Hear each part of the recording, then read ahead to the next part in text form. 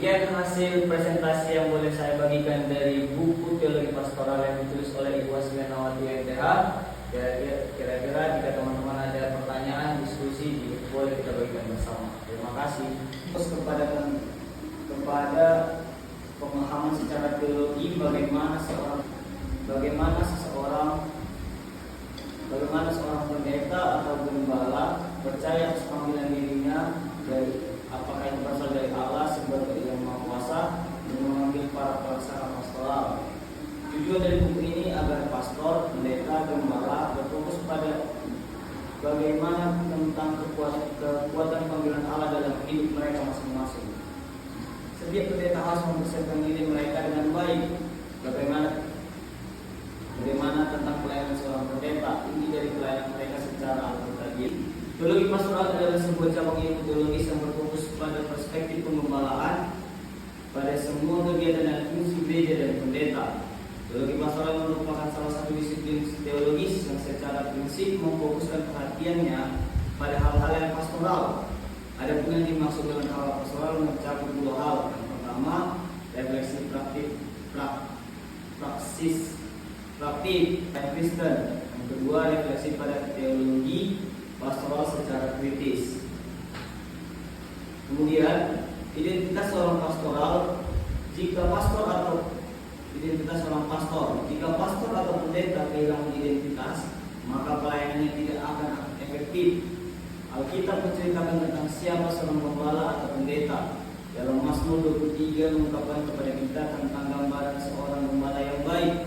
Gembala yang baik akan menjaga setiap kebutuhan domba-dombanya. Gembala yang baik penuh dengan kebaikan dan kemurahan dan penuh kasih sayang, baik dan ramah. Dia tidak berlaku kasar, dia tidak menyakitkan atau menyinggung perasaan. Jadi itu ya, identitas seorang pastoral itu ada jelas tergambar pada Mazmur pasal 23. Dalam perjanjian baru, ungkapan gembala dinyatakan oleh Yesus sendiri dalam Yohanes pasal 10. Akulah gembala yang baik memberikan nyawanya bagi domba-dombanya, sedangkan seorang gembala tidak memperhatikan domba-dombanya. Ketika melihat serigala datang lalu meninggalkan domba-dombanya itu, maka domba-dombanya menjadi tercerai-berai. Akulah gembala yang baik, domba-dombaku mengenal aku. Gembala memelihara dombanya, ia mengasihi dombanya, ia memberi mereka makan serta air. Dia menginginkan yang terbaik dari setiap domba. Ia tidak pernah melakukan apapun untuk melukai domba-dombanya. Itulah yang dilakukan Yesus kepada setiap murid-muridnya dan para pengikutnya. Jadi ini adalah identitas seorang gembala juga.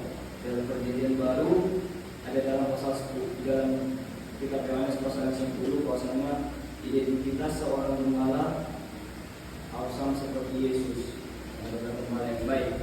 Menjelang kenaikan Yesus ke surga, ada hal yang penting dipesankan kepada murid-muridnya. Sampai 3 kali Yesus berpesan kepada Simon Petrus untuk menggembalakan domba, menggembalakan jemaatnya. Dulu, Yohanes pasal 21-15, hal ini mengisyaratkan kepada kita tentang betapa pentingnya penggembalaan jemaat Tuhan. Itu penting ya, pentingnya sebuah penggembalaan. Diketikkan penringnya.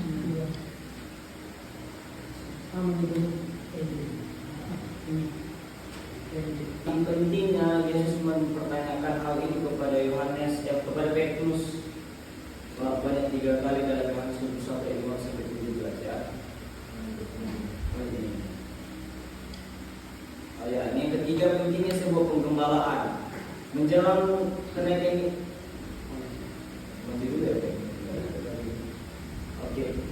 lalu yang keempat sebutan atau panggilan dalam penggembalaan. Yang pertama, pendeta. Pendeta atau dewa nagari atau pandita adalah sebutan bagi pemimpin agama.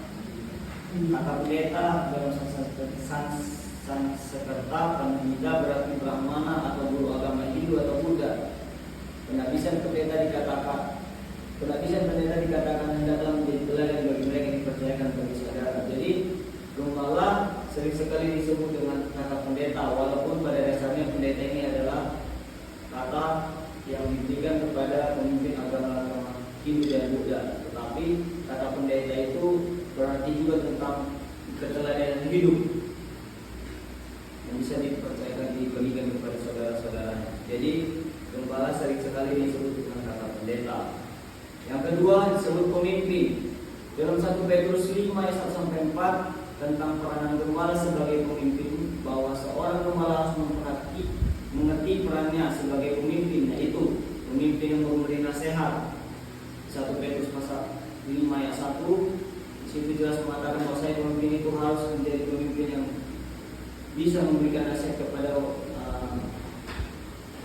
jemaat-jemaat. Coba saya bacakan ya. Aku menasihatkan para penatua di antara kamu, aku sebagai teman penatua dan saksi penderitaan Kristus yang juga akan mendapat bagian dalam kemuliaan yang akan dinyatakan Allah. Jadi aku menasihatkan para penatua, artinya Petrus adalah sebagai pemimpin jemaat yang menasihatkan para penatua gereja atau anggota gereja ya.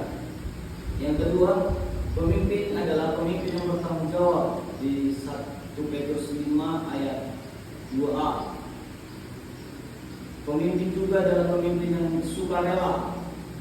Pemimpin juga adalah pemimpin yang memberi teladan, yang mampu memberi teladan kepada jemaat-jemaatnya. Jadi kata pemimpin sering disebut kepada seorang gembala atau pastor. Yang ketiga, pengkhotbah.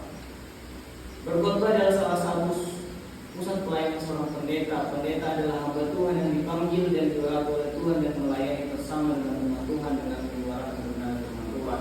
Jadi sesuai dengan fungsinya yang menyuarakan kebenaran firman Tuhan atau jadi pendeta sering sekali disebut sebagai orang yang berkhotbah. Yang keempat disebut imam. Dalam 1 Petrus 2 ayat 9 kata, tetap kamu bangsa yang terpilih, imamat yang raja, bangsa yang kudus, umat kepunyaan Allah sendiri, supaya kamu memberitakan perbuatan-perbuatan yang besar dari Dia yang telah mengambil kamu keluar dari kegelapan kepada terangnya yang ajaib. Jadi seorang imam membawa kebutuhan umat kepada Allah dengan berdoa untuk mereka. Jadi marilah kita sebagai imam tidak hanya berdoa untuk diri kita sendiri. Jadi imam pada perjanjian lama adalah imam yang menghubungkan umat dengan Allah, yang berdoa kepada Allah untuk membawa umat-umatnya. Tetapi dalam hal ini juga seorang gembala disebut sebagai imam. Jadi imam atau gembala tidak hanya berdoa bagi dirinya sendiri, tetapi juga berdoa bagi umat-umatnya. Sesuai ini sebutan sesuai fungsinya ya. Yang kelima disebut pengajar. Ada 4 kata Ibrani yang biasa digunakan dalam Alkitab untuk menjelaskan tentang pengajaran, yaitu ulama, mengajar, biada, mengetahui, bisa membedakan atau memahami, dan jahar, memperingatkan. Jadi seorang gembala harus memiliki keempat ini ya, mampu mengajar, mampu mengetahui, mampu membedakan atau memahami, dan mampu memperingatkan gembala jemaat-jemaat. Kemudian selanjutnya pelayanan kasih dalam penggembalaan. Kasih adalah dasar dari segalanya. Pelayanan yang tidak didasarkan kasih adalah sia-sia. Kasih agape adalah kasih yang dituntut dari seorang gembala.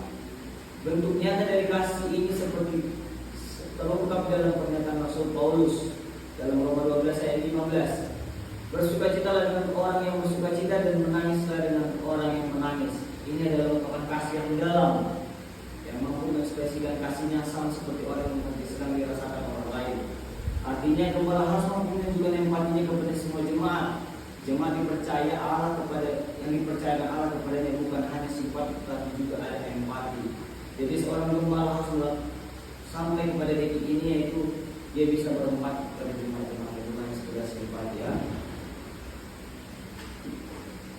Jadi beberapa bentuk pelayanan kasih yang dilakukan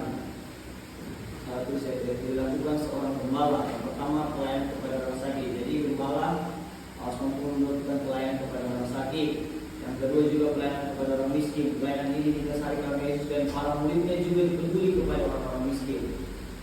Pelayanan kepada orang mati, artinya bukan orang matinya ya, tetapi orang yang sedang mengalami kedukaan. Tetapi juga seorang gembala juga melakukan pelayanan kepada orang yang bersukacita. Pelayanan hal yang kesukacitaan juga merupakan bagian dari tugas-tugas pelayanan yang dikerjakan seorang gembala atau pendeta, karena kesukacitaan adalah juga merupakan bagian dari kehidupan manusia. Jadi seorang gembala dituntut untuk memberikan kasih dalam setiap aspek kehidupan jemaatnya. Yang keenam, pastoral konseling dalam penggembalaan. Pastoral konseling menghasilkan suatu proses pembebasan atau hubungan dengan soal-soal konkret dari hidup manusia. Peran pastoral konseling sangat signifikan guna membuka seluas-luasnya sebagai tempat untuk ruang tolong menolong. Karena konseling adalah hubungan timbal balik dua individu yang membutuhkan pengertian untuk mengatasi persoalan yang dihadapi. Pastoral konseling artinya gembala yang memberikan nasihat, penghiburan dan penguatan bagi warga gerejanya. Pelayanan pastoral punya sifat pertemuan yaitu antara pastor dan anggota jemaat membutuhkan bantuan dari pelayannya, pertemuan antara mereka dan Allah. Yang ketujuh, sifat gembala atau pendeta. Gembala itu ya. Gembala, sorry ya, ada salah sedikit ya. Nanti yang Perbaiki. diperbaiki ya. Kata-kata yang salah. Sifat gembala atau pendeta. Jadi seorang gembala harus memiliki sifat yang disebut dengan pengasih. Tuhan adalah pengasih, oleh sebab itu seorang gembala juga harus memiliki sifat yang pengasih. Yang kedua, harus memiliki sifat yang penuh perhatian dan peduli. Sama seperti yang tadi, harus memiliki empati ya. Karakter peduli merupakan hasil dari proses pembentukan karakter Kristus dalam diri seseorang dan merupakan hasil pengenalan pribadi tentang Kristus serta adanya pemahaman yang mendalam tentang hidup yang dipimpin oleh Roh Kudus. Jadi karakter ini, peduli dan kasih dia bukan semata-mata langsung ada, tetapi adanya proses pembentukan karakter yang mau menyerupai seperti Kristus ya.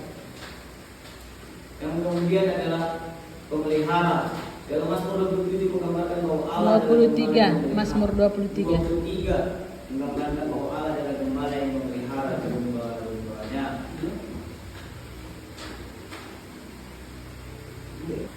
Demikianlah presentasi yang boleh saya bagikan dari buku teologi pastoral yang diberikan oleh Ibu Asmenawati kepada kita.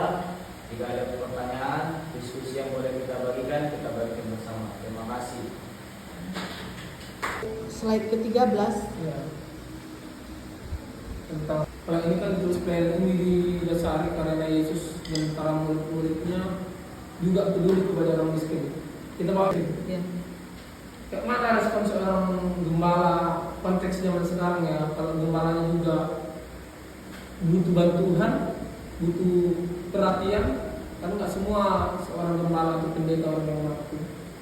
Bagaimana kita cara melatih? Oke, ada tanggapan Amos? Ada pertanyaan temannya? Yang saya baca kemarin Bang.